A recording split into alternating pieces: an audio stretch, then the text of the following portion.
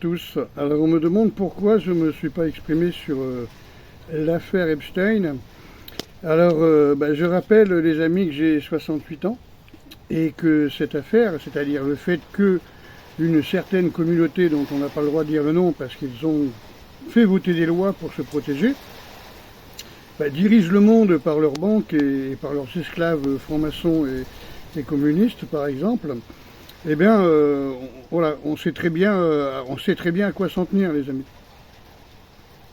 D'accord. Donc, l'histoire des balais roses, on était déjà avertis en 1959, avec l'histoire des balais roses, avec les chanteurs, on va dire, Charles Trenet, certains acteurs, certains danseurs, voilà. Bon, ça n'a pas fait vraiment, ça a été étouffé puisque ceux qui dirigent les médias, tu vois.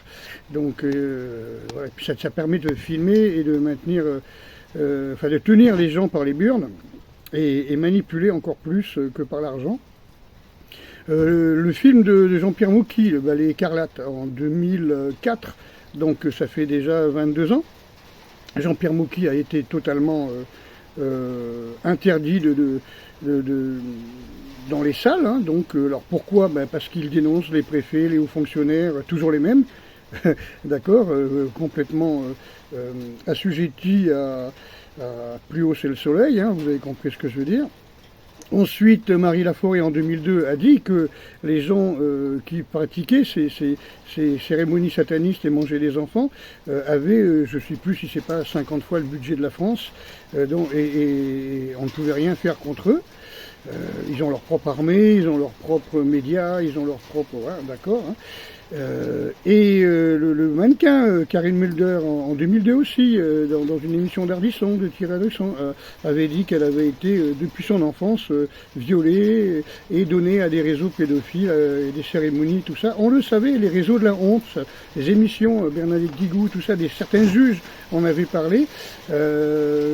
Par exemple, quand vous regardez Carl Zero, il en parle depuis 1995, d'accord?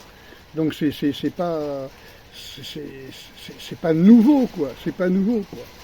Donc voilà, tous ces réseaux-là, on le savait depuis longtemps et personne ne bougeait. Maintenant, encore une fois, maintenant que vous êtes au courant que les complotistes avaient raison, que des gens comme moi qui entre guillemets dénoncent ça depuis une trentaine d'années, eh ben on passe pour des cons. Voilà. Alors, Poutine en a parlé en 2025 aussi, il a dit il y a certaines personnes qui mangent des enfants. Fini le bal des vampires.